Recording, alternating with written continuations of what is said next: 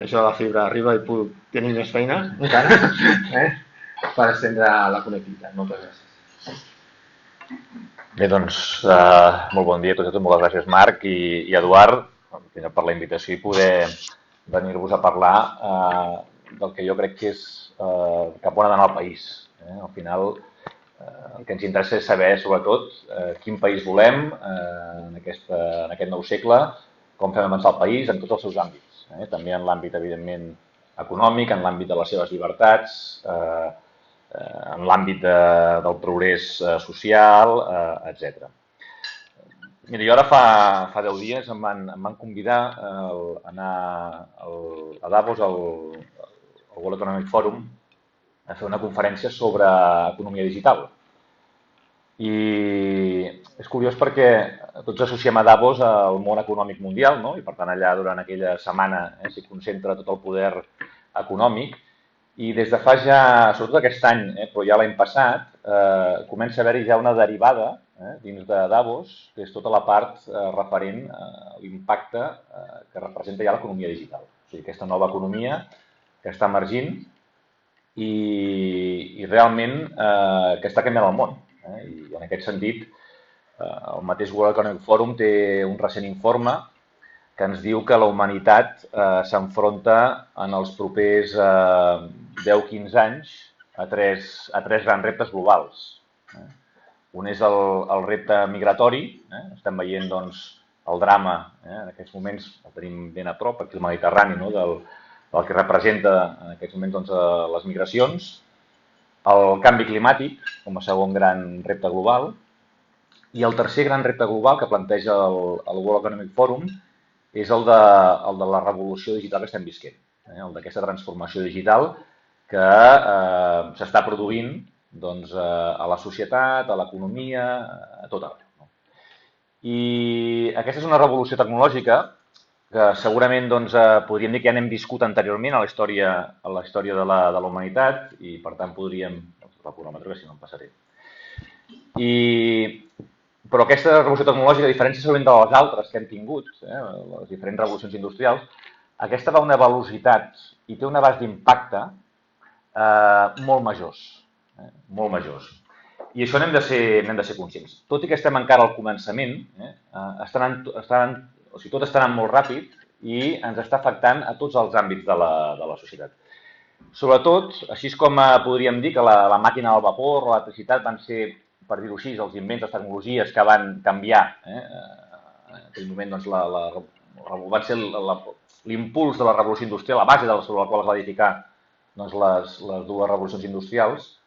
En el cas de l'actualitat, qui està impulsant aquest canvi és internet.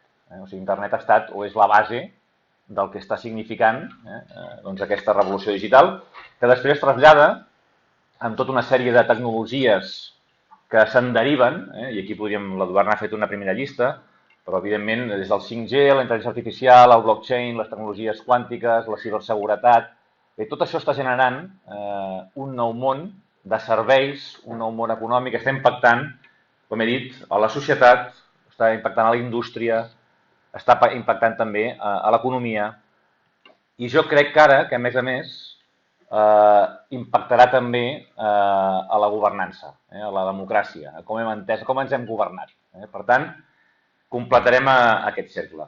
I, de fet, els països que vulguin liderar aquesta nova era, així com els països que van liderar la revolució industrial van liderar les economies i els estats del benestar del segle XX, els països, les nacions, les ciutats, els territoris que vulguin liderar aquesta nova era, doncs hauran de, evidentment, prendre's molt en sèrio el que s'està produint en aquesta era digital. Perquè anem cap a un món on aquestes tecnologies, aquesta revolució digital, ens ha de permetre, en primer lloc, ser països, territoris, ciutats més ben gestionats. O sigui, avui és indissociable la governança d'una empresa o d'una institució o d'una administració. Fins ara hi havia dues grans palanques de governança, podríem dir que eren les persones i els diners, el pressupost i les persones, per tant, doncs, els recursos humans, i ara hi hem d'afegir també els recursos tecnològics. Avui, sense tecnologia, no governa res. és impossible tirar endavant un negoci, una administració, un país sense tecnologia. I jo hi afegiria que sorgirà, i ja està sorgint, una quarta palanca, que són les dades.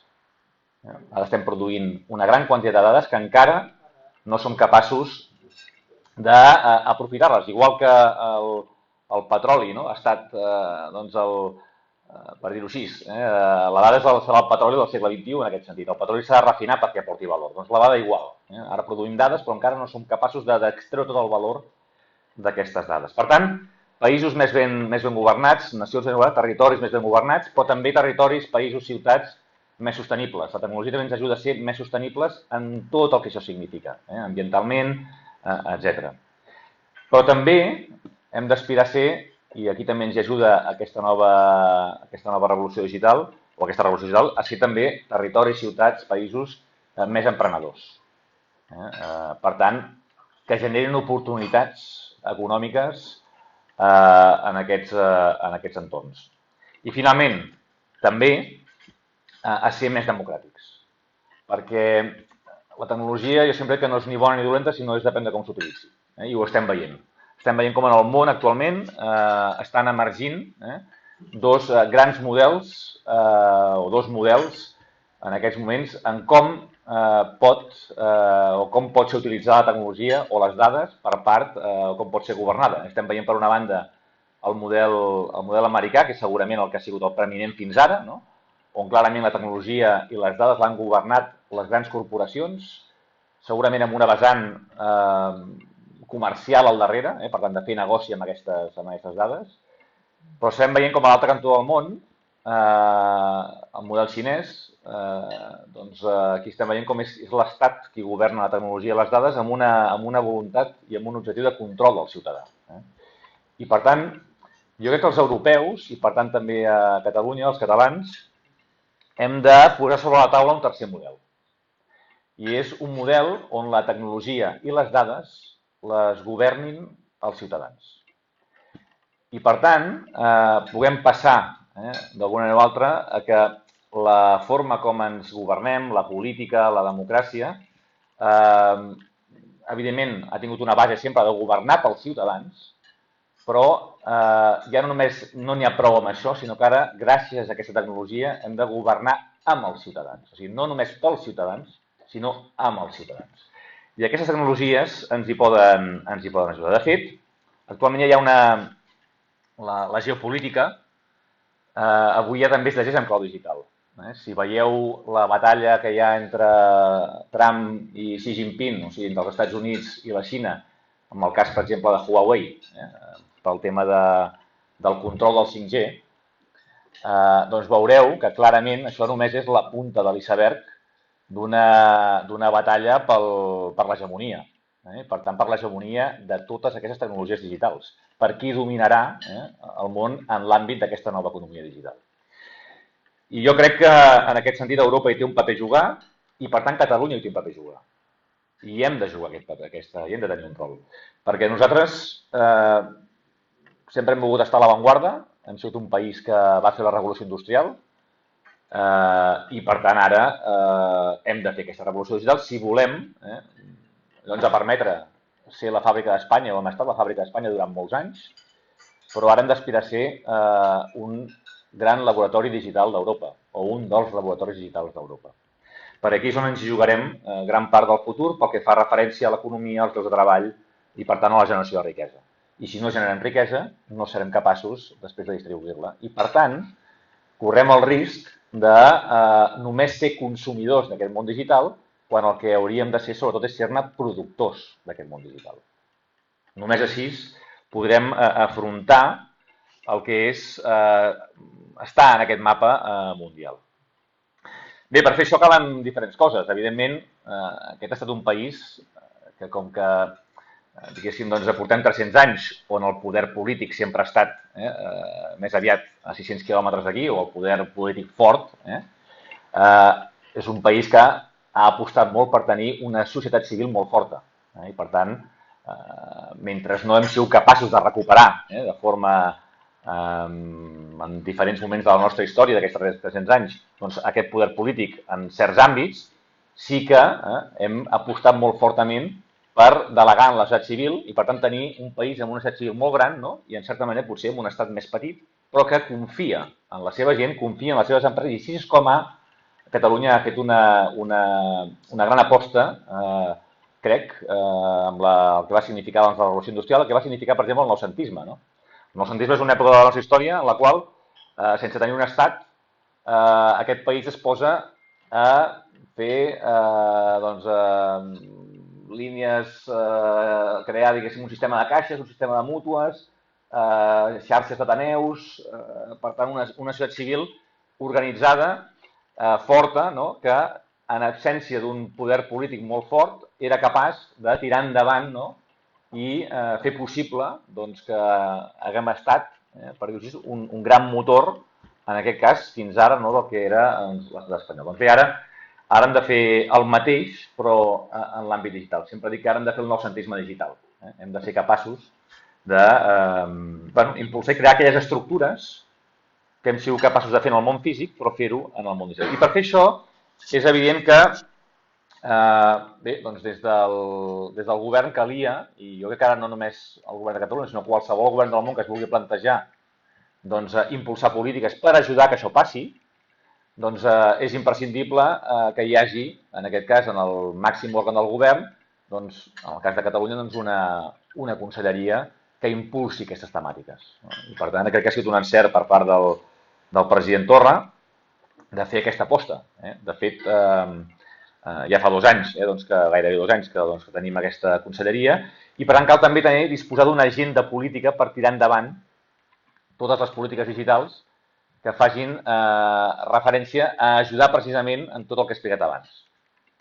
Per tant, cal tenir capacitat de lideratge en l'àmbit del govern i cal també tenir un pla, tenir, diguéssim, un programa que permeti tirar endavant els projectes per fer-ho possible.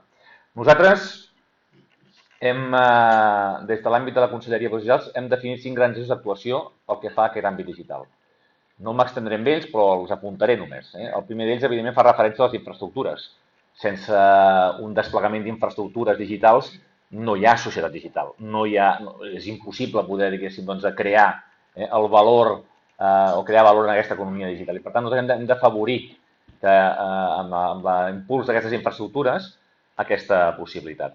Per això estem fent, com mai a la història abans de la Generalitat, desplegant fibra òptica amb un model de fibra òptica neutra, concertada, que permeti ajudar els operadors privats a arribar a molts llocs del país que, si no fos gràcies a aquest impuls per part de l'administració, difícilment per elements de despoblació o per elements, diguéssim, de complicació orogràfica, els operadors privats no els hi surten els números haver de fer arribar la connectivitat a segons quins llocs del país. I, per tant, aquí nosaltres ajudem els operadors a fer aquest trajecte. I això és molt important. I també, a més, perquè la fibra òptica és la base, com ho havia dit abans l'Eduard, perquè després es pugui desplegar, per exemple, el 5G. El 5G és molt important i és una d'aquelles tecnologies que ho canviarà també tot, perquè a diferència de les altres evolucions de la telefonia mòbil, com pot ser el 2G, el 3G, el 4G, no? Així com la primera generació de telefonia mòbil, els mòbils només els fèiem servir per parlar, avui els mòbils els fem servir per tot, menys per parlar gairebé. Vull dir que els fem servir per pagar, per missatgeria, per comprar, pràcticament per tot. Per tant, la segona generació de telefonia mòbil ens ha portat els SMS. No sé si recordareu que arribava a cap d'any i la telefònica es forrava amb nosaltres, enviant... El 3G ens va portar les apps i l'internet al mòbil, i per tant tota la indústria de les apps, amb la qual Catalunya hi ha jugat un paper important, perquè és un gran productor d'aplicacions. I el 4G ens ha portat l'ample de banda al mòbil, per tant l'streaming i per tant la possibilitat de nous serveis d'alta velocitat. Bé, el 5G és la primera generació de telefonia mòbil que sortirà del mòbil, perquè ja el menys important serà que connecti els mòbils, sinó que l'important del 5G serà que ho connectarà tot. I la indústria que ve darrere, en els camps de salut, mobilitat, agricultura, etc., és un pastís al qual no hi podem o no hi hem de renunciar, perquè això són llocs de treball i les xifres que es calculen dels serveis que hi haurà al darrere doncs, vaja, no hi hem de renunciar. Per tant, i per això estem impulsant molt clarament el 5G a tots els nivells, i per exemple, després en parlaré una miqueta més, en aquest sentit. El segon gran eix, després de les infraestructures, és el de la ciutadania digital. Avui, clarament, el talent és la matèria primera més important d'aquesta revolució digital. A diferència segurament d'altres revolucions, on les matèries primeres eren doncs, el petroli, el carbó, l'electricitat, el talent, les persones, seran fonamentals per poder nutrir aquesta nova indústria. I per poder tenir talent, doncs és evident que calen polítiques molt importants a nivell educatiu, cal canviar models, cal afavorir també doncs, tot el tema STEM, totes les disciplines, cal també tenir polítiques d'atracció de talent, fomentar la recerca d'innovació. Bé, tot això, si voleu, després en puc parlar, però clarament el talent serà cabdal. I, de fet, aquest és un problema, que és el de la falta de talent, que no només el tenim nosaltres, sinó que el tenen tots els països desenvolupats. Actualment hi ha una cursa i una competició per captar talent a tot arreu, que necessitem instruments potents per poder competir en aquest sentit. I poso un exemple. Els americans, per exemple, tenen aquest visat especial per gent amb talent en aquest àmbit digital. Clar, aquesta és una eina que, per exemple, nosaltres com a Catalunya no disposem. Si fóssim un estat, doncs segurament podríem fer polítiques també en aquest sentit. Aquí també he de dir que quan parlem d'una ciutadania digital hem de parlar, evidentment, una ciutadania digital apoderada, no només formada, apoderada d'aquest món digital i també on els seus drets digitals es vegin respectats. Aquí torno a anar al que dèiem abans. Nosaltres hem de defugir, crec, d'un model com el que estem veient, per exemple, que s'està desenvolupant a la Xina i a d'altres parts del món, a Iran, a Turquia. Crec que hem de fugir clarament d'un model on aquestes tecnologies serveixin per controlar el ciutadà. I amb això, i vull introduir una falca, evidentment a mi em va preocupar molt quan vaig veure que el govern del Pedro Sánchez va aprovar aquest decretazo digital on clarament, ja no ho diu el govern de la Generalitat, sinó que ho diuen institucions diverses en el si de l'estat espanyol, però també, diguéssim, a nivell europeu, on clarament aquest decretazo digital ha traspassat una línia vermella pel que fa, diguéssim, doncs, a l'ús per part de l'Estat del control del ciutadà utilitzant aquestes tecnologies en tant que poden intervenir telecomunicacions, xarxes i els vostres mòbils sense una ordre judicial. Això ara ho estem combatent, evidentment, doncs, a nivell polític i també a nivell judicial i per això hem presentat un recurs d'inconstitucionalitat, no només nosaltres, el govern basc, inclús també entitats d'internautes i del síndic de Greuges, el defensor del poble, etc., per intentar revertir aquesta situació perquè ens sembla que això no cap o no hi cap en el si d'una Europa que hauria de, precisament, posar un model que fos garantista pel ciutadà i on el ciutadà tingués el control de les seves dades i, per tant, la tecnologia pot ser utilitzada en aquest propòsit. El tercer gran eix en el qual estem actuant és el de la ciberseguretat. Avui, clarament, les amenaces que poden fer caure un govern, una empresa, qualsevol tipus de servei, perquè avui els serveis es presten en gran mesura de forma digital, és en l'àmbit de la xarxa i, per tant, calen polítiques actives en l'àmbit de la ciberseguretat. Per això hem posat en marxa aquest 1 de gener l'Agència de Ciberseguretat de Catalunya per ajudar en aquest propòsit de crear cultura de la ciberseguretat on clarament us he de dir que bé, les empreses aquí tenen un repte important perquè estan existint una sèrie de pràctiques d'extorsió a empreses per part de hackers que l'únic que busquen, evidentment, és un negoci per ells, doncs és obtenir un rendiment a curt plaç i posar en jaque, en aquest sentit, doncs, la situació fins al punt de poder fer entrar en fallida en una empresa si diguéssim, doncs, bé,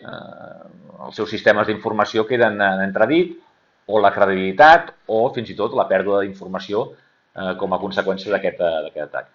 El quart eix és el que fa referència a l'administració digital, per tant hem de donar exemple també des del govern a impulsar iniciatives d'una nova administració. A vegades hem confós el que significa una nova administració en el segle XXI. Ens pensem que això és l'administració electrònica I algú es pensa que l'administració electrònica és agafar l'administració que ja teníem i replicar-la en format digital. Doncs bé, no és això.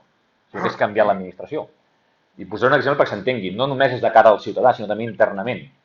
Per exemple, si jo tinc en el meu departament treballadors que venen de Granollers, de Manresa, de Vic, d'Igualada a treballar a la Generalitat. S'asseuen davant del seu ordinador a les 8 del matí i a les 3 de la tarda se'n van cap a casa, i hi ha moltes feines que són així. La meva pregunta és, doncs potser no cal que vinguin. Aquesta feina, avui en dia, es pot desenvolupar des d'un espai de coworking al seu municipi o utilitzant el teletreball, sempre quan tingui les eines adequades. Perquè fer-lo venint allà físicament és un concepte, el concepte aquest d'anar a la feina, no? En el món, és un concepte molt industrial, no? Perquè havies d'anar a la feina perquè si no es parava la cadena de muntatge. Però avui en dia, moltes de les tasques que desenvolupem no cal anar físicament a un lloc a desenvolupar-les, sinó que es poden desenvolupar des de qualsevol lloc. Per tant, per què no hem d'afavorir també un model d'administració que pensi en aquestes noves formes del treball? I que potser hem de començar a posar en valor i, per tant, permetre, diguéssim, aquest tipus de feina que valora més la feina que fas i no el fet que estiguis en un lloc físic, allò cronometrant. Per això dic que va sorprendre també aquesta mesura que va impulsar també el govern socialista de tornar a fitxar la feina, no? O sigui, el tema de mesurar el treball per hores, quan el que hem de fer, crec, cada dia més és mesurar el treball pels objectius que s'assolim, per altres paràmetres, no? Com també introduir nous conceptes, que també hem de deixar, que és el dret, per exemple, a la desconnexió. És molt probable que haguem d'introduir, de dir, escolta, hi ha determinades hores del dia que un treballador ha de poder dir que no vol rebre un correu electrònic o que, en tot cas, no té l'obligació de respondre un correu electrònic. Però, quan parlem de drets, jo penso que hem de també transformar la forma com hem entès el treball. Jo crec que això va en el bé de tots. Jo crec que aquells treballadors que no han d'anar físicament a la feina tots els dies i poden desenvolupar-la des d'altres indrets perquè tenen les eines, els facilites primer una major conciliació segurament familiar, estalvies que hagin de desplaçar-se, per tant, gastos. A més també estalvies diners a l'administració o a l'empresa, que mantenir, diguéssim, un espai de treball via Laietana o Passeig de Gràcia té uns costos, i no estàs modificant l'eficàcia d'aquell treballador en el desenvolupament de la seva feina. I en canvi estàs, jo crec, introduint elements de molta millora i de qualitat i de confiança també en el treballador. Per tant, quan parlem d'aquesta nova administració, no només parlem del concepte de relació amb el ciutadà pel que fa, diguéssim, a l'administració electrònica, sinó també d'aquests altres elements relacionats amb el... I finalment, el darrer eix és el que fa referència a la innovació digital com a motor de la nova economia. És evident que el talent serà, diguéssim, serà la matèria primera d'aquesta nova revolució. Per tant, apostar per les persones talentoses i preparades per aquest món digital, però també hem d'apostar per la innovació permanent i per l'emprenedoria. O sigui, l'esperit emprenedor i l'esperit innovador han de formar part de l'ADN de les noves competències de qualsevol persona que es vulgui afrontar en el món laboral. I aquí nosaltres, evidentment, hi estem treballant des de la perspectiva que hem de ser molt presents que un govern, una administració no crea llocs de treball. El que fa és afavorir ecosistemes o afavorir tots perquè es creïn aquests llocs de treball. Crec que aquí nosaltres l'aposta que fem, per exemple, pel mobile, perquè el mobile estigui aquí, doncs és clarament un element que posiciona Catalunya, posiciona Barcelona com un hub, com un laboratori, ajuda, diguéssim, a crear marca. Si tots considerem que l'automòbil, el cotxe, ha estat un dels grans símbols del segle XX i, per tant, les fàbriques de cotxes i els grans esdeveniments relacionats amb el món del cotxe, per exemple, si agafem els dos grans esdeveniments de cotxes a nivell mundial, un està a Frankfurt i l'altre a Detroit. No és casualitat, no? Alemanya i Estats Units. Doncs bé, nosaltres podem dir que l'esdeveniment tecnològic més important, de la tecnologia més important del moment, que és aquesta, està a casa nostra. I, per tant, hem de defensar-nos davant d'aquelles amenaces que volen desestabilitzar-nos per emportar-se'l o per crear situacions, diguéssim, per dir-ho així, de mala maror, perquè aquesta gent marxi com ens passa a vegades. Cada any tenim algun problema que no provoquem nosaltres. Puc posar alguns exemples. Doncs, en primer lloc, em trobo cada any, des de fa ja, diguéssim, uns quants anys, doncs que quina casualitat que tothom es posa a fer vaga un mes abans del mobile. Doncs, home, estadísticament això és impossible.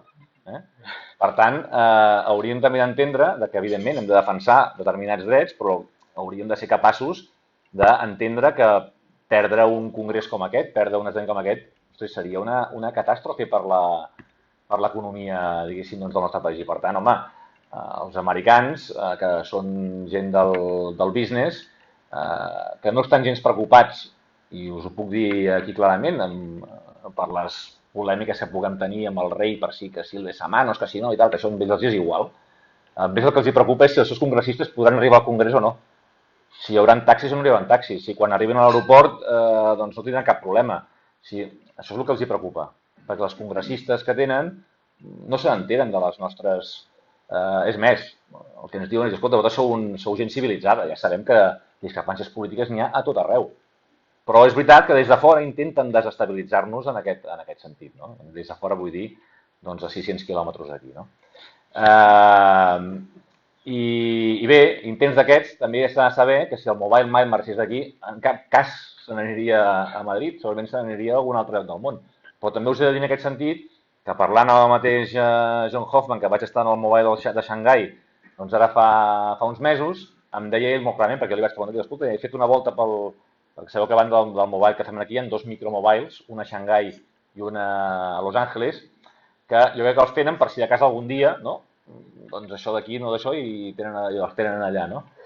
Però, evidentment, són molt inferiors als nostres i és més, si mai hi aneu, veureu que, per exemple, al mobile de Xangai que pràcticament no hi ha empreses americanes o empreses, és un mercat molt asiàtic. I li vaig preguntar al John, li vaig dir, escolta, com és que... Diu, mira, diu, saps què passa? Diu, com que hi ha aquesta situació política actual a nivell mundial, els americans no venen al mobile de Xangai i els asiàtics no van al mobile de Xangai. Per tant, diu, Barcelona és el lloc perfecte, diu, perquè és neutral, i per tant aquí venen tots.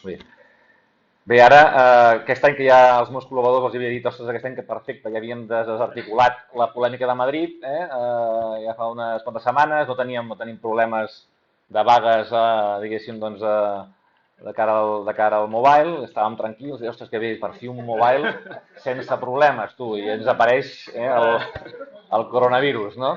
Bueno, sapigueu que en aquest sentit aquest és un tema que no hi podem fer massa des d'una perspectiva local, perquè això és un fenomen global. Estem intentant, evidentment, doncs, prendre les màximes precaucions perquè no puguem tenir en cap cas aquí a Catalunya durant les properes setmanes que no faci que algú es plantegi no venir, i per tant estem prenent totes les mesures necessàries. És veritat que hi ha hagut un anunci per part d'una companyia com LG que ha decidit, doncs... Bueno, no ha decidit no venir al mobile. El que han decidit és que els seus treballadors no viatgin a cap lloc del món, per precaució durant unes setmanes. Clar, i això ens afecta doncs, també aquí. Però les principals xineses doncs, vindran i, per tant, de moment està tot garantit. En definitiva, i després en podem parlar més, l'economia digital passa a tenir, diguéssim, doncs, una rellevància fonamental i només donaré un parell de xifres perquè entengueu del que estem parlant. El sector de l'automoció ha sigut un sector molt important al nostre país els darrers 50 anys. Segurament que tots hi convindreu. Tenim 2 grans fàbriques, el seu sector auxiliar. Doncs bé, heu de saber que des de fa un any el sector TIC a Catalunya ja ocupa a més gent que tot el sector de l'automoció junt. És una dada que no es coneix, però que posa de relleu la importància que té en aquests moments ja tot aquest sector de l'economia digital a Catalunya. És un sector que creix a nivell de 2 xifres des de fa 7 o 8 anys. Quan a mi em parlaven de que durant tota la crisi política que hem viscut, que les empreses marxaven i això, jo els deia, escolta, seran altres sectors, perquè en el meu sector no paren d'arribar empreses. De fet, som actualment, Barcelona és la tercera ciutat d'Europa més atractiva en l'atracció i creació de startups, per exemple. Madrid no està ni entre els 10 primers. I som també la 5a ciutat del món més atractiva des de la perspectiva de talent digital. Madrid em sembla que ocupa el lloc 25, per posar algun exemple. Per tant, dic, home, doncs, escolta, no ens va tan malament, no? Jo diria que hem de posar en valor aquesta situació, no? I per tant, és un sector que no té atur, és un sector que creix, és un sector que genera, que ja ocupa més gent que tot el sector de l'automoció. I per posar-vos un exemple, que convindreu el que vull dir amb això. Jo ara quan vaig pel territori a veure empreses del meu sector, doncs sempre em passa que, clar, ara quan vaig a un municipi, o sobretot si és un poble no gaire gran, haig d'anar a veure l'alcalde, perquè si no és una crisi institucional en tota regla. Si un alcalde s'entera que ha anat un conseller al seu poble i no l'ha anat a veure, doncs això genera una problemàtica. No? Per tant, sempre vaig a veure l'alcalde o l'alcaldessa. Doncs bé, no fa gaire setmanes vaig estar doncs, en un municipi de les Terres de l'Ebre a veure una empresa important. Era, de fet, l'empresa gairebé més important d'aquell municipi. Més de 100 treballadors que estan venent serveis digitals per tot el món. I vaig anar a veure primer l'alcalde i em va comentar, ostres, no conec aquesta empresa. Ostres, doncs mira, la coneixeràs, no? I ell estava sorprès, com pot ser que tingui una empresa tan important i no la conegui, no? I clar, i no la coneixia per un motiu, i ara us explicaré per què. Perquè vam arribar a l'empresa i allò eren els baixos d'un edifici amb unes taules d'Ikea i uns nanos amb uns ordinadors. Era així, no tenien ni els servidors en allà, els servidors tenen en altres llocs del món. I clar, què passa? Que abans, en l'època industrial, quan arribava una fàbrica en un municipi, el primer que feien era anar a veure l'alcalde, perquè estaven permisos de mobilitat, de residus, inclús també a vegades fer alguna modificació urbanística per encabir l'activitat. Per tant, bé, i a més, escolta, la fàbrica es veia. Es veia. Però ara, en canvi, aquesta nova economia és una economia que jo em dic que és invisible, perquè no es veu. I a més és un sector que no demana massa a l'administració. L'únic que demana, primer, que no emprenyi massa i que, a més també, així demana fibra òptica, demana que tinguin bona connectivitat, això sí, bones connexions, i en alguns casos també demanen, evidentment, unes bones connexions aeroportuàries, perquè són gent que es desplaça a tot el món i, per tant, necessita tenir un aeroport allò en condicions, amb vols directes a ciutats del món. Però a partir d'aquí, és una economia que pot donar grans alegries al territori, perquè es pot desenvolupar, no necessita de grans infraestructures per tirar endavant. Per tant es pot implantar a les Terres de l'Ebre, com en el Pirineu, com aquí a Barcelona. Per tant, també és un gran, sempre dic que aquest tipus d'economia és una gran oportunitat per lluitar contra el despoblament, per inclús donar oportunitats i vertebrar el país, perquè no tot ha de passar a Barcelona. Bé, doncs, per anar concloent, dir-vos que jo crec que estem davant d'una gran oportunitat, que jo crec que aquest país, evidentment, ha de fer el seu procés polític, i a aquest no hi podem renunciar, i per tant els governs han de tenir present que vivim un cicle polític complicat, complex, amb tot el que això significa, però a la vegada sense renunciar a voler fer un país del segle XXI. I és molt probable, i aquesta és una autocrítica que puc fer, i ens podem fer els que almenys defensem la posició que Catalunya ha d'esdevenir un estat, perquè quan pensàvem en tenir o voler ser un estat de tot aquest procés que vivim, potser hem estat pensant massa en construir un estat del segle XIX. I potser el que hauríem d'estar pensant més en com construïm un país del segle XXI. I aquí el món digital ens hi pot ajudar. I per part meva, res més, i evidentment a la vostra disposició per qualsevol qüestió o pregunta que pugueu tenir. Moltes gràcies, conseller.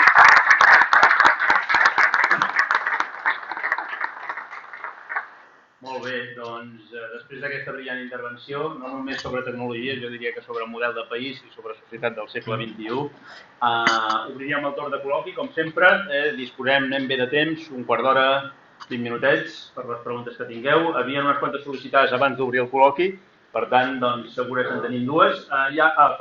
Sí, us donarà el micròfon, comencem per la darrera taula. Sí. Merci. Tenim un full? Hola, bon dia. Jo volia fer menció a un dels que s'han comentat, que precisament és la integració laboral, vol dir, de treballadors de l'educació. Des de la nostra empresa vam publicar ja fa 2 o 3 anys 2 articles i feia relació al temps que perd la gent per anar a l'oficina, que el promís d'Espanya és de 8 i escaig hores, a la setmana i a Catalunya és de 11 hores a la setmana que perdem tots en anar a la feina. Això vol dir que una jornada laboral sencera la perdem viatjant, no? per desplaçar-nos a la feina.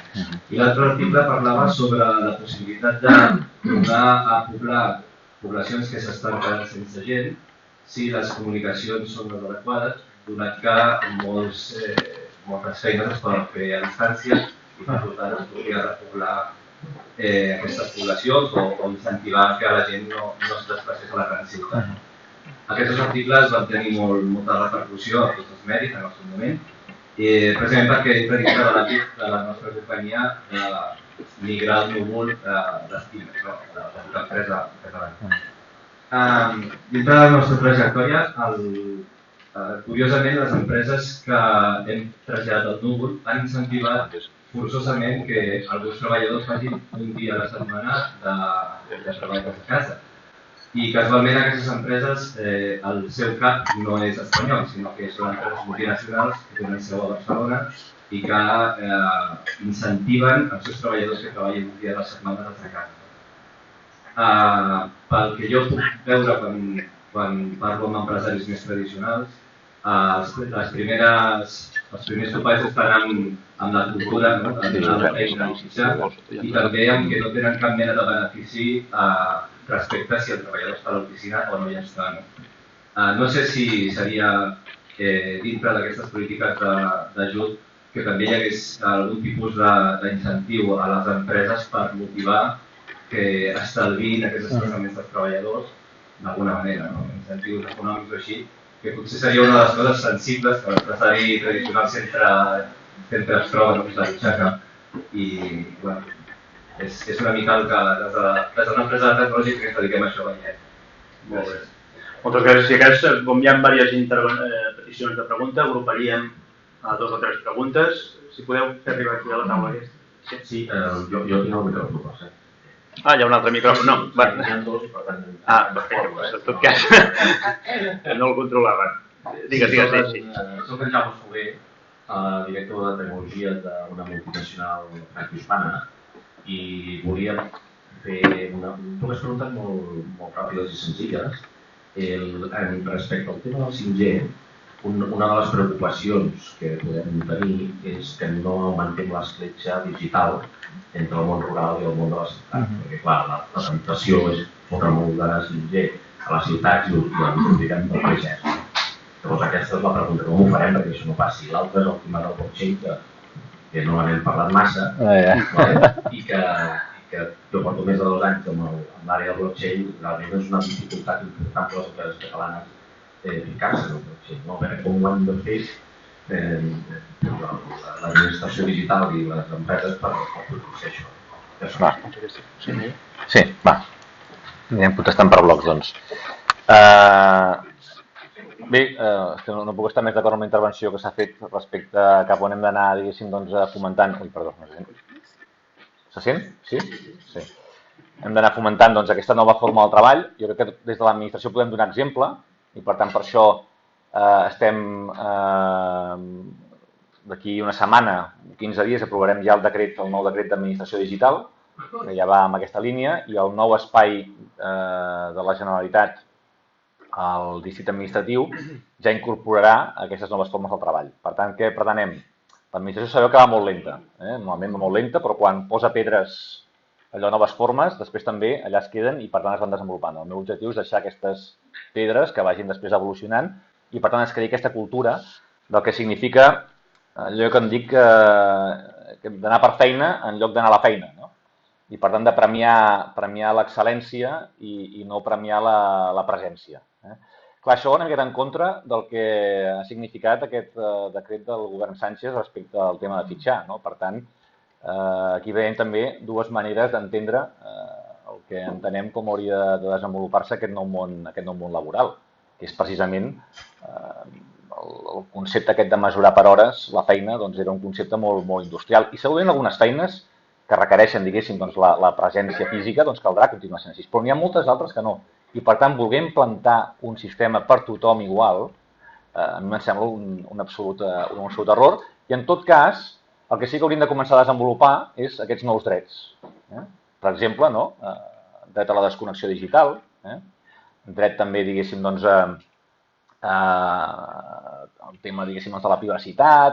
Hi ha molts elements nous que segurament hem de començar a desenvolupar en aquest món laboral. Com podem ajudar també que això ho facin les empreses? Doncs és evident que al final legislant, no? Però penso que si comencem primer des de l'administració donant exemple i intentant també crear aquesta cultura, jo crec que les empreses ràpidament hi veuran els beneficis. Algunes ja ho estan fent, de fet, i només que facin un càlcul econòmic del que això significa, per exemple, posar unes condicions laborals a un treballador des d'una perspectiva com la que tu plantejaves és, en certa manera, donar-li a aquell treballador un increment de sou, perquè tindrà menys despesa en desplaçament, en pàrquing del cotxe, i ara només també, diguéssim, doncs, amb el que això significa de pèrdua d'hores que podria estar dedicant a les altres coses. Per tant, jo penso que s'ha d'analitzar molt bé quin tipus de feines això es pot realitzar i no tenir por i tenir confiança, evidentment, en el treballador i, en tot cas, utilitzar altres mecanismes de control que no haurien de ser el de la presència. No? I això és possible avui i hi ha eines per fer-ho possible. Respecte al tema de l'escletxa digital, bé, doncs, totalment d'acord en que jo crec que és una gran oportunitat precisament. Hi ha dues escletxes. L'escletxa digital per raons, per dir-ho així, socials, però després hi ha l'escletxa digital per raons territorials. I les dues s'han de combatre. Combatre vull dir que s'han de, diguéssim, doncs, posar-hi mecanismes per ajudar a reduir-les. I, per exemple, en l'àmbit territorial, que és el que comentaves tu, doncs fins ara, i això hi ha estudis que ho demostren, no? Les infraestructures clàssiques, les viàries i les ferroviàries, que han sigut importants pel territori, però fixeu-vos que el que han ajudat sobretot és a la gent a poder marxar del seu municipi a treballar. No? O sigui, han afavorit, en aquest cas, les grans capitals. O sigui, la gent que vivia als pobles, quan tu impulsaves aquest tipus d'infraestructures, el que feia era escurçar la distància d'allà on vivia en el seu lloc de treball i, per tant, el que feia és desplaçava la feina cap a la gran ciutat. Per tant, no han creat ocupació o molta gran ocupació, diguéssim, doncs, en els entorns rurals. Perquè, al contrari, a l'escurçar la distància, doncs, evidentment, ha permès desenvolupar l'activitat econòmica. Això és un efecte que, si us mireu el que ha passat, per exemple, a Espanya, tota la red d'autovies, o la xarxa d'autovies i també de línies de tren, ha fet que ha despoblat encara més, i això hi ha estudis que ho demostren, han despoblat encara més moltes parts de la... Doncs bé, aquesta és una infraestructura, la fibra òptica i la connectivitat, que és la primera que permet a la gent quedar-se al seu municipi i treballar. I, per tant, que crea ocupació directament en el municipi, en molts àmbits. Per tant, per això insisteixo, és una infraestructura que permet, per primer cop, crec, no només viure a la gent en els entorns rurals, sinó, a més, treballar-hi. Les infraestructures viàries han permès que la gent visqui, en gran mesura, el permeti continuar visquent en aquells llocs. Però ara, que, a més, aquesta permetrà que hi visquis i que hi treballis, i, per tant, desenvolupis activitat econòmica. I, a la vegada, també, passa a ser imprescindible perquè aquests territoris siguin competitius. Perquè, fixeu-vos, l'activitat agrària o, per exemple, el turisme, que poden ser dues activitats molt pròpies o la ramadera, és igual, la part de la indústria agroalimentària, que és, de fet, una de les indústries més importants del país. Perquè continuï sent competitiva necessita aquestes tecnologies. Per exemple, ara amb el Batàrrec vam fer una prova pilot amb 5G perquè la poda dels camps es pogués fer utilitzant, en aquest cas, la tecnologia 5G que permetia a la persona que feia, perquè jo no ho sabia això, però cada arbre s'ha de podar de forma diferent. Si és un pomer o un presseguer, no es poden igual. Doncs l'expertís per poder fer aquesta poda, amb unes ulleres de realitat augmentada, qualsevol persona que no tingui tots els coneixements per fer la poda pot fer una poda, diguéssim, guiat per aquesta tecnologia. Per exemple, és un exemple. Però, per exemple, saber quan un camp està en el punt perfecte per poder fer la barema o si li falten determinats més aigua o no està prou, avui en dia amb drons i també amb tot tipus de tecnologies d'imatge per computador, es pot fer més competitiu, diguéssim, un determinat camp. No? O, per exemple, en aquest sentit, en l'àmbit del turisme. Avui la primera cosa que fa una persona quan arriba a un hotel o un càmping és demanar la clau del wifi. Després de que es donin les claus a l'habitació, el primer que fa és demanar la clau del wifi. Avui un càmping o un hotel sense wifi perd clients. I hi ha càmpings del país que se'ns adrecen a nosaltres i, ostres, ajudeu-nos perquè, diu, clar, és que les famílies no tornen. Si tens nanos, no? En un càmping que no hi ha wifi, és que no tornes a aquell càmping. No? Per tant, fixeu-vos, tots aquests elements són imprescindibles per precisament no només donar noves oportunitats, sinó per fer més competitiu el territori. I per tant, per reduir aquesta escletxa. I finalment, el blockchain serà una de les... Així com la internet ens ha portat la connectivitat massiva i universal, el blockchain ens portarà una nova governança. Una nova governança en la qual modificarà també, igual que això també ho ha fet internet, que ha modificat models de negoci, el blockchain, que no sé si sabeu, suposo que esteu familiaritzats amb aquesta nova tecnologia, és una tecnologia que permetrà, per dir-ho així, modificar el concepte de la intermediació, perquè s'entengui. El blockchain és com si fos un notari de 1000 caps, incorruptible, que treballa les 24 hores al dia, els 365 dies de l'any, gratis.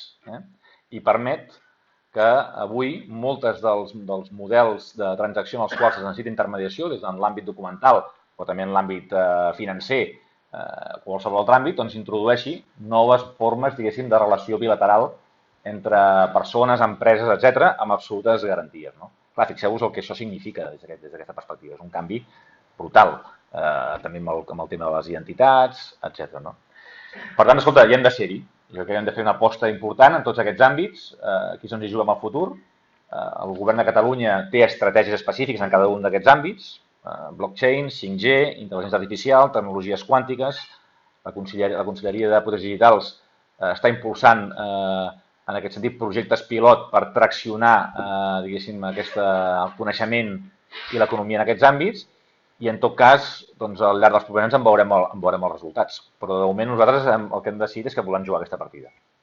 Molt bé, gràcies, conseller. Tenim dues peticions més. Bru? Sí. Sí. Soc el Bru Recolons, del projecte Talent, dels Premis Talent, que des d'aquest any, des de dimecres passat, vam presentar-ho a la 12 de març, són Premis Talent Cambra. L'objectiu és identificar idees creatives i empreses innovadores en tots els àmbits, en tots els sectors i premiar-los i ajudar-los incubant o accelerant aquests projectes. L'altre dia ho vam presentar amb el Joan Canadell i amb el Xavier Salamartín. El Xavier posava l'accent en una conferència magistral que passarem el link perquè ja la tenim enregistrada, on posava la màxima atenció i importància en l'educació a la part més infantil, no a la universitat, sinó amb els nanos més joves. En aquest sentit, va sortir la iniciativa que estan creant un premi específic sobre temes de com viure l'educació amb el seu ajuda. Aleshores, a mi és un tema que em preocupa molt, tinc 3 nanos. Hi ha moltes coses que afecten els nanos, sobretot quan comença l'adolescència, respecte al tema de les noves tecnologies. Aquí crec que hi ha un marc ètic o de regulació. Aquest és un tema que em preocupa molt. I encara que no estigui lligat a un tecnològic, una altra cosa que preocupa molt com a soci de govern, com a conseller, en aquests moments és aquest projecte de decret que d'alguna manera està revolucionant bastant l'escola concertada des d'abans d'ahir hi ha un marc bastant important perquè se suposa, i això ja ho dic també com a liberal, que representa com una intrusió o com una mena d'intent de trencar un model que és un model d'èxit, que és el que tenim a Catalunya. I bé, entenc que com a membre de Junts per Catalunya, per tant, biològicament més proper aquest model que no el que es pretén volia a tu. Tenim la darrera pregunta de la Renei. Sí? Fem la darrera intervenció. Sí? Hola, bon dia, conseller. En primer lloc, moltíssimes gràcies per compartir aquest esbossar amb el Centre de les Llibertats. Ha estat realment molt interessant. I la meva pregunta va sobre un dubte que tinc. Jo soc empresari, soc CEO d'un contact center i avui en dia jo crec que normalment el ciutadà de peu, la majoria de la ciutadania, té un gran desconeixement i a vegades fins i tot una mica d'incomoditat sobre el Big Data, sobre xarxes socials, sobre el 5G, realment hi ha un gran desconeixement. I la meva preocupació és saber què pot fer l'administració per protegir la privacitat individual. Moltes gràcies.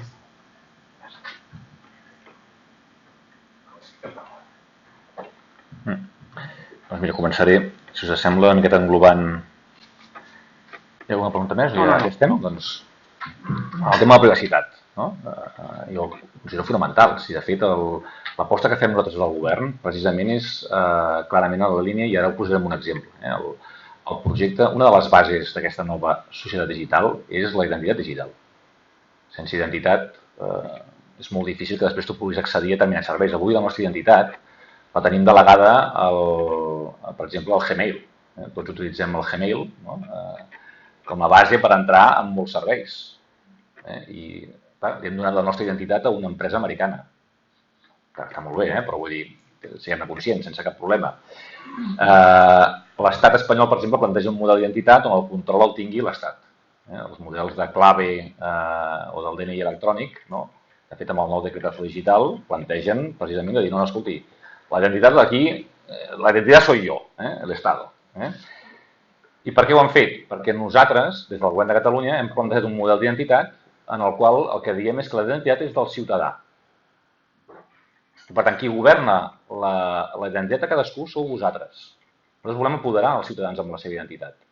Senzillament volem que ho facin d'una manera en la qual nosaltres puguem tenir la certesa que tu ets qui dius que ets. Ja està, no m'interessa res més. És més, si tu m'has de demostrar que tu ets major de 18 anys per accedir a un servei, jo només vull que m'ensenyis la teva data de naixement. No vull saber ni com et dius ni m'ha d'interessar cap altre atribut de la teva identitat, per posar un exemple. Per què hem de saber com et dius si l'únic que m'has de demostrar si ets major d'edat? O, per exemple, estan molt de moda aquests xats de WhatsApp de pares, que tots hi estem, i que, escolta, jo potser voldria estar en el xat de WhatsApp de pares de l'escola dient que jo sóc el pare de la meva filla i que ningú sapigués ni com em dic ni el meu número de telèfon. Perquè haig de donar les meves dades personals.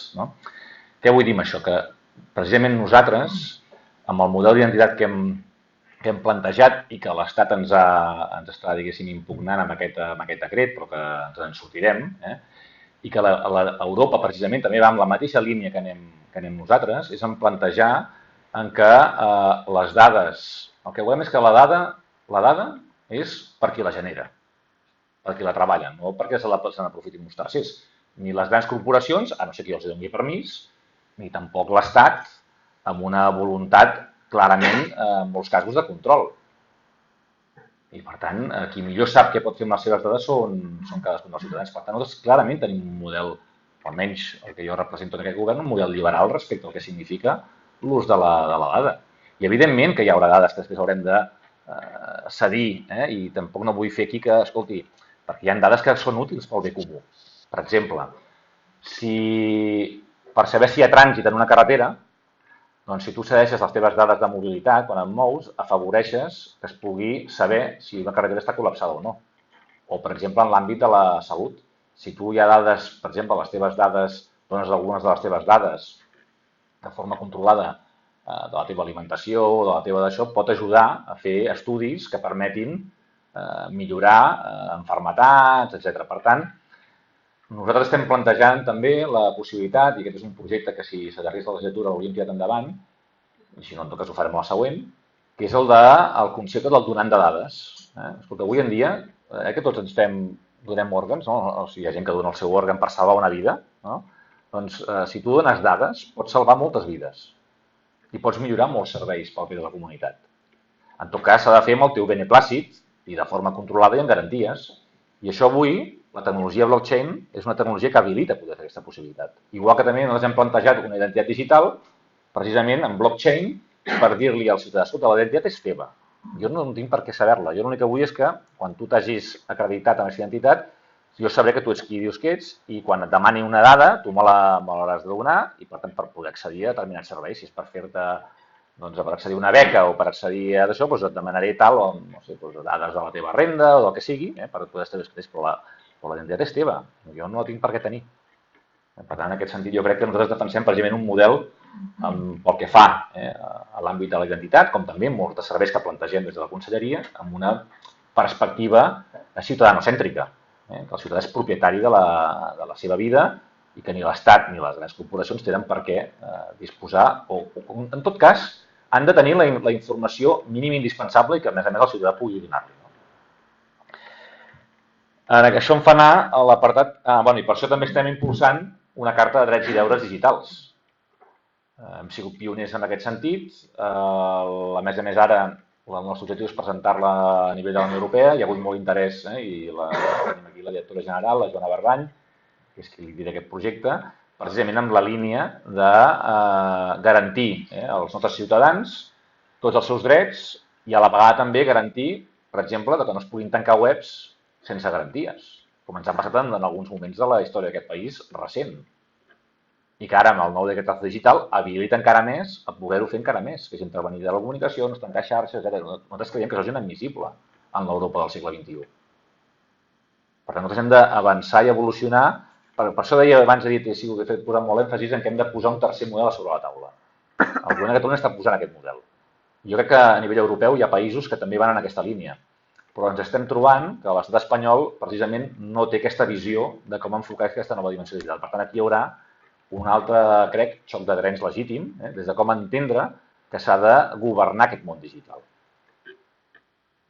A mi el model americà no em desagrada, però és veritat que és millorable. I jo penso que la versió millorable del model americà és el model europeu. El que no vull anar és cap al model xinès, o cap al model turc, o cap al model de l'Iran.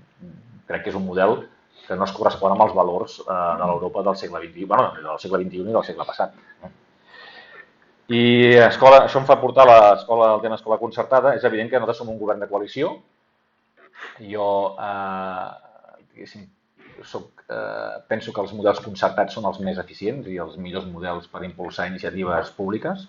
I en aquest sentit nosaltres, almenys a l'espai que jo represento, defensem aquest model. Però també és veritat que quan tu estàs en un govern de coalició a vegades et toca fer determinades renúncies, però és veritat que també que nosaltres batallarem perquè el model concertat que hi ha al nostre país es mantingui en els propers anys. I, per exemple, en altres àmbits, per exemple, en l'àmbit de desplegament de xarxa de fibra òptica, el model que he desplegat jo durant aquests anys és un model concertat. Perquè algú em deia, escolta, a Puigneró el que has de fer és crear una empresa de telecomunicacions pública catalana. Això m'ho ha dit més una persona i dic, no té cap sentit. Primer perquè en aquest model el que ens interessa precisament és tenir un mercat divers. O també algú em diu, escolta, que hem de fomentar que hi hagi una gran empresa de telecomunicacions catalana. Jo sempre dic el mateix, a mi m'interessa més un model de competència distribuït on moltes empreses prestin serveis, que anessin també de catalanes, però també de fora, perquè és un model molt millor que un model, allò, per dir-ho així, gairebé amb un monopoli encobert, com ha sigut Espanya durant molts anys amb la telefònica, que al final penso que això no beneficia els consumidors espanyols. Com també a la vegada no ens beneficia a nosaltres el fet de, sempre poso un exemple, abans teníem un model de caixes molt divers, amb moltes caixes a Catalunya que ha desaparegut, ara hi ha dues grans entitats bancàries, ara ja ni això. Jo crec que un model distribuït amb competència és més fort, dona millors serveis i és més també davant del que va significar, per exemple, l'1 d'octubre, en el qual una trucada telefònica d'un alt representant de l'Estat pot fer canviar les coses, és molt més difícil, però jo poso un exemple. A Catalunya, totes les operadores que han sorgit al llarg d'aquests darrers 4 o 5 anys, fruit d'aquesta xarxa que estem desplegant la Generalitat, que és una xarxa no finalista, sinó que és una xarxa, diguéssim, majorista, i que permet i ajuda a que en el territori apareguin iniciatives locals d'operadors de telecomunicacions. Fixeu-vos que durant les setmanes anteriors a l'1 d'octubre, la pàgina web del referèndum, per posar un exemple, allà, qui era client d'aquestes operadores hi podia accedir. Perquè és molt difícil fer 70 trucades a 70 operadors locals i dir, escolta, molt més complicat. Per tant, jo crec que des d'una perspectiva, en aquest sentit, de pensar en el consumidor, però a la vegada també per tenir un país més fort. Un país més fort és un país no pas amb un node central, sinó un país que treballa en xarxa. I per tant, un model distribuït, en aquest cas, ara parlo del meu sector, de les telecomunicacions, penso que és millor que un model molt centralitzat. I, en fi, acabo amb una cosa que crec que és molt important i que la pregunta que comentaven sobre el tema de l'educació. Nosaltres vam fer un estudi ara fa 2 anys, precisament perquè estàvem molt preocupats respecte al que significava en aquesta nova era digital el tema de l'educació. I, evidentment, el problema el tenim a finals de primària, a principis de secundària. Actualment, a secundària, a Catalunya, en el 80... primer he de dir que el nombre de gent que està estudiant carreres en l'àmbit STEM, que és ciència, tecnologia, enginyeria i matemàtiques, doncs en els darrers anys havia baixat. Imagina't, un sector que no hi ha atur, que genera oportunitats, resulta que, i per tant vam estar investigant per què passava això. I ens vam adonar que la problemàtica la teníem precisament a finals de primària i principi de secundària. Però és que el drama més gran encara el tenim en l'àmbit femení, en aquest sector. I donaré unes dades perquè entengueu que l'important que és l'esforç que hem de fer en els propers anys. Actualment, en el 80% dels instituts de Catalunya no hi ha cap dona, cap noia, estudiant al científic-tècnic. 90% dels instituts. En el sector TIC, només el 10%, o sigui, hi ha 30% de dones treballant al sector TIC, però en tasques TIC només un 10%. Clar, i fixeu-vos, si aquest és un sector de creixement, de major ocupació, on els salaris són més alts, això l'únic que ens porta és a una major desigualtat al futur de gènere. I això és terrible.